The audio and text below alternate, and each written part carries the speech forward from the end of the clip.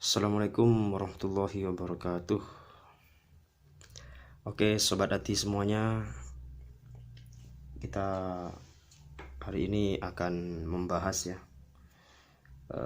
kekeliruan, kesalahpahaman mengenai ruqyah ya. Jadi orang-orang masih banyak ya yang beranggapan bahwa ruqyah itu hanya untuk mengobati gangguan jin. Ruqyah itu hanya untuk mengobati kesurupan. Ruqyah itu hanya mengobati sihir. Nah, di sini perlu saya luruskan ya. Jadi ini kurang tepat ya. Jadi kalau ruqyah itu hanya untuk itu terlalu sempit. Jadi saat ini kita akan bahas ya, ruqyah itu untuk apa dan apa itu ruqyah. Insya Allah ya. Semoga Allah mudahkan untuk membahas ini ya. Jadi sobat hati semuanya, ruqyah itu adalah salah satu metode pengobatan yang diwariskan oleh Rasulullah SAW, di mana dalam riwayatnya itu ada Rasulullah pernah meruqyah orang gila. Ini contoh saja. Jadi dari Ubay bin Ka'ab dia berkata, aku berada di sisi Nabi Shallallahu Alaihi Wasallam. Kemudian datanglah seorang Arab Badui dan berkata, wahai Nabiullah, saya mempunyai seorang saudara laki-laki yang sedang sakit. Nabi bertanya, apa sakitnya? Terus dia menjawab, dia terkena penyakit gila. Nabi bersabda, bawa dia kemari. Kemudian dia dihadapkan kepada beliau dan Nabi Shallallahu Alaihi Wasallam memohonkan perlindungan untuknya dengan membaca Al-Fatihah, Al-Baqarah, Al-Imran, Al-A'raf, Al-Mu'minun, Al-Jin, As-Sofat, Al-Hasr, Al-Ikhlas, Al-Falaq dan An-Nas. Dibacain ayat ruqyah ini sama Rasulullah. Apa yang terjadi? Maka berdirilah laki-laki itu seakan-akan dia tidak pernah terkena sakit sama sekali. Apa sakitnya? Gila. Mana? Nah ini, penyakitnya adalah gila. Gila artinya apa? Jadi gila itu sudah penyakit yang sudah berdampak kepada fisik gitu lah. Nah, di sini adalah contoh ya. Jadi ruqyah ini tidak hanya untuk penyakit gangguan jin atau kesurupan saja. Enggak, tapi penyakit fisik pun juga bisa. Nah, begitu sobat hati semuanya. Kita akan pelajari penyakit dulu ya. Sebelum kita masuk ke ruqyah lebih dalam. Jadi yang pertama yang harus kita ketahui adalah mengenal penyakit gitu loh. Ini dulu. Yang pertama ada penyakit daun, penyakit fisik. Ya. Obatnya dawa.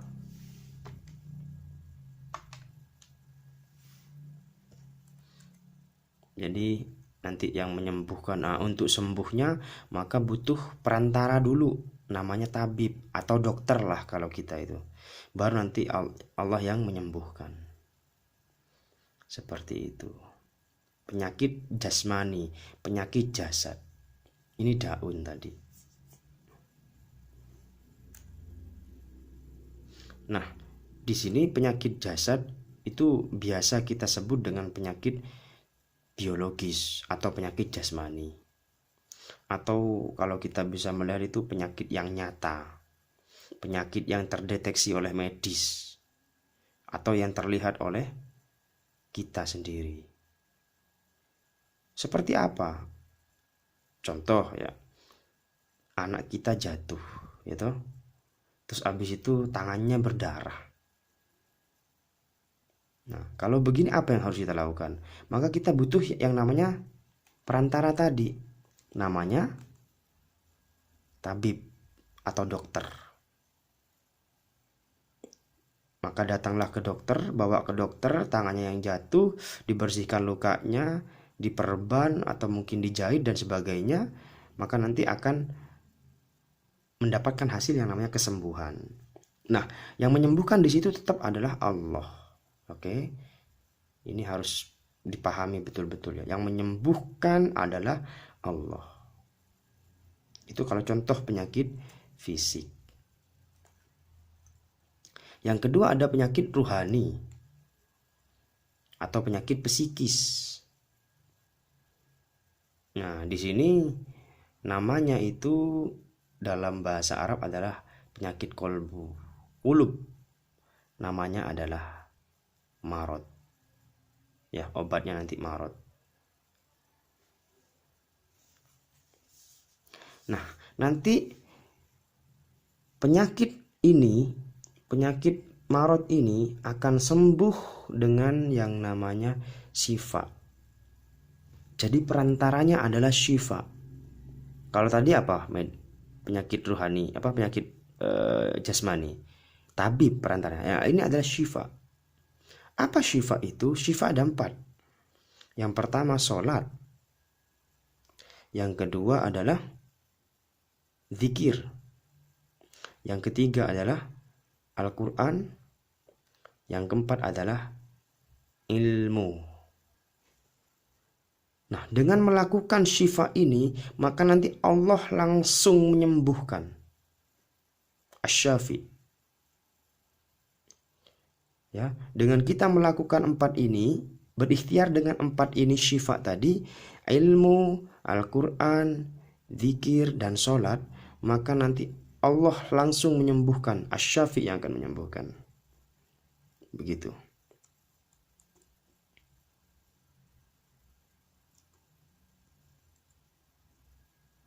Penyakit ruh itu seperti apa? Penyakit ruh adalah penyakit ruhani. Ada penyakit mental atau penyakit jiwa atau penyakit syahwat, atau mungkin kita bahasa lain yang tidak nyata, yang tidak terlihat. Begitu. Jadi atau kita bisa ngomong lagi penyakit non medis atau goib atau sihir atau yang tidak terdeteksi. Nah, ini penyakit ruh. Nah, ini yang umum kita ketahui, gitu. Ada penyakit jasad dan penyakit ruh. Penyakit jasmani atau penyakit ruhani. Dan perlu diketahui sobat hati semuanya, tetap yang menyembuhkan adalah Allah. Ya, ini kaidahnya. Penyakit fisik, penyakit jasad yang menyembuhkan Allah, penyakit ruh yang menyembuhkan Allah. Oke. Wa idza maritu fahuwa yasfin. Apapun sakitnya, Allah yang menyembuhkan. Ini kaidah awal. Nah, ini banyak yang orang nggak tahu. Yang ketiga, ada penyakit yang namanya psikosomatis. Jadi, apa itu penyakit psikosomatis? Penyakit psikosomatis adalah penyakit psikis yang berdampak pada fisik manusia dan terdeteksi secara medis. Terdeteksi secara medis. Jadi kalau dicek ke medis itu ada. Tapi itu bukan langsung dari medis, tapi penyakit yang berawal dari psikis kita, dari ruh kita, dari ruhani kita, dari pikiran kita, gitu loh. Nah, ini orang banyak masih belum tahu. Dianggap ya kalau sudah sakit vertigo ya udah dia sakit fisik. Enggak. Itu ada penyebab. Nah, di situ masuk penyakit psikosomatis, sobat. Contoh ya, seperti vertigo. ya kan, lambung, jantung, schizofren, lupus, insomnia, dan lain-lain. Ini semua contoh penyakit psikosomatis. Loh, kok bisa? Loh, bisa. Kita buktikan ya. Kita contoh ambil satu ini, vertigo. Vertigo ini adalah penyakit pusing yang kalau kita berdiri ya seolah dunia terbalik ya. Jadi langsung nggak bisa berdiri karena pusingnya tadi. Nah, vertigo ini adalah dampaknya. Nah, vertigo ini muncul karena apa? Karena lambung luka. Nah, lambungnya bermasalah. Kenapa lambungnya luka? Karena asam lambungnya naik. Asam lambungnya naik. Nah, asam lambung naik kenapa? Asam lambung naik disebabkan oleh banyak mikir. Oke, asam lambung naik disebabkan banyak mikir. Jadi, vertigo ini penyebabnya adalah banyak mikir. Itu yang pertama. Pikirannya banyak, stres. Makanya kalau vertigo dia pasti punya penyakit lambung. Pasti sudah. Pasti ada penyakit lambungnya. Entah itu asam lambung atau apalah yang lain-lain lah, pasti ada di situ yang berhubungan dengan lambung tadi.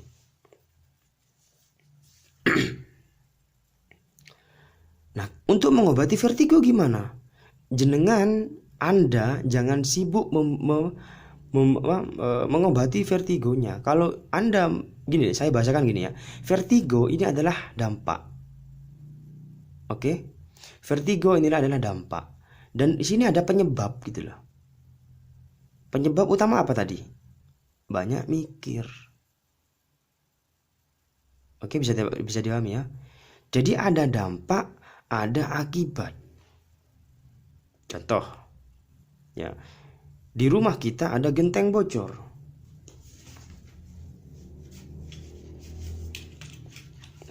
Di rumah kita ada genteng bocor. Terus abis itu kita fokus kepada dampak. Dampaknya apa? Dampaknya adalah lantainya basah, air bercucuran, air netes-netes. Itu dampaknya. Bisa menyebabkan lantai basah, menyebabkan lantai licin, menyebabkan orang jatuh. Iya, Banda. Orang terpeleset. Ini contoh. Itu adalah dampak, akibat gitu. Kalau kita cuma fokus dengan akibat, maka tidak akan pernah selesai. Tidak akan pernah selesai. Kalau kita fokus kepada akibat, maka tidak akan pernah selesai. Contoh, ketika hujan datang terus bocor, kita pel, oke pel. Kita tampung dengan ember. Kita carikan ember lain. Kita ambilkan kain yang untuk menyerap dan sebagainya. Kalau kita memikirkan sebab tadi, ya, sebab airnya bocor dan sebagainya, maka capek yang kita alami. Betul, Banda? Oke, mungkin sementara mungkin akan sembuh. Tapi ketika hujan lagi, ketika beberapa waktu, maka dia akan kambuh lagi, muncul lagi air itu. Jadi tidak akan efektif kalau kita fokus dengan akibat. Apa yang membuat ini efektif? Cari penyebabnya. Loh, kenapa rumah bocor?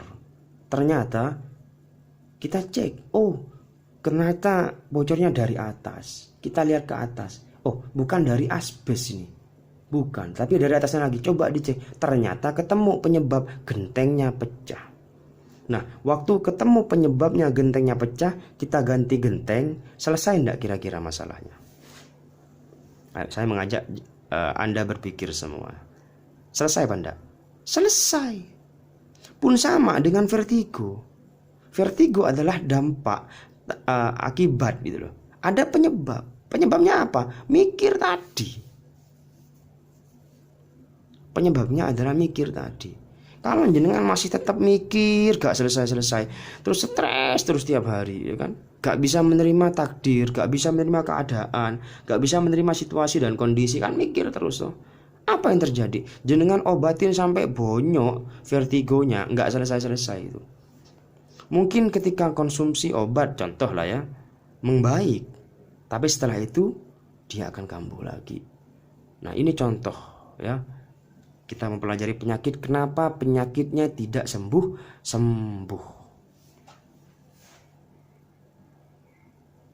Oke, bisa dipahami ya. Ini juga bisa kita tarik kepada penyakit-penyakit yang lain. Jadi penyakit-penyakit itu tidak kunjung sembuh kalau penyebabnya nggak ketahui. Begitu sobat semuanya. Nah, seperti itu ya. Jantung pun juga sama. Psikofren, lupus, insomnia, semuanya ini sama. Insya Allah bisa diobatin dengan ruqyah. Seperti itu. Jadi sekarang rubah pemikiran kita, pemahaman kita tentang ruqyah hanya untuk gangguan jin, salah.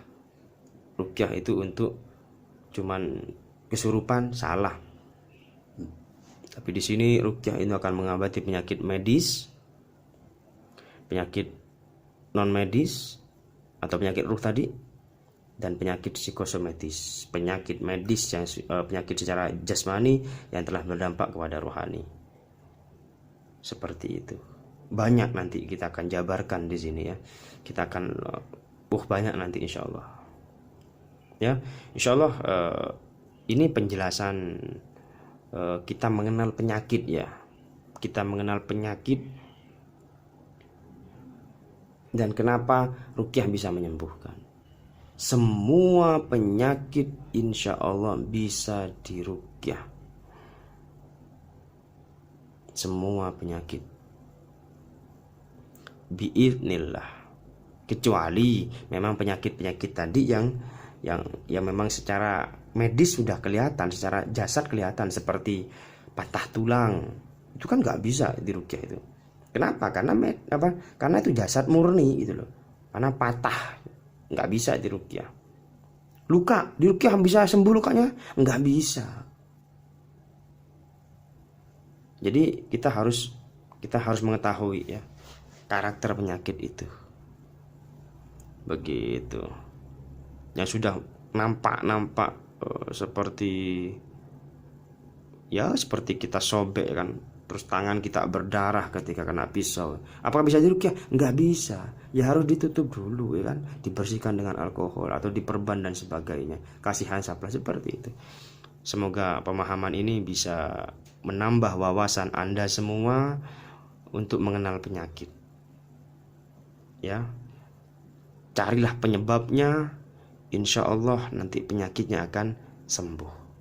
Jadi kalau ada penyakit yang sudah berdampak kepada jasad, psikosomatis tadi, ya, penyakit dari ruhani, psikis yang berdampak kepada fisik, jasad, maka yang diobati pertama adalah psikisnya dulu, ruhnya dulu diobatin, baru nanti jasadnya akan berangsur membaik. Seperti itu. Dan semuanya butuh proses, sobat hati semuanya. Oke. Nah, insya Allah jika sobat hati ada pertanyaan, silahkan kirim pertanyaannya di kolom komentar ya, atau mungkin mau membahas apalagi, nanti kita akan coba bantu menjawab di situ ya. Kita akan coba kasih solusi insya Allah ya. Oke sobat hati semuanya, sampai di sini dulu ya materi dasar ini ya, pemahaman dasar ya. Insya Allah kita akan lanjut pertemuan selanjutnya. Kalau sobat hati semuanya suka, maka like ya, dan share kepada teman-teman sahabatnya yang mungkin belum paham jenis-jenis penyakit ini. Share ya. Dan jangan lupa juga bisa subscribe di situ ya, untuk mengetahui update kami yang terbaru, materi kami yang terbaru yang akan kita update insya Allah. Ya, semoga Allah mudahkan. Oke, sekian dari kami. Assalamualaikum warahmatullahi wabarakatuh.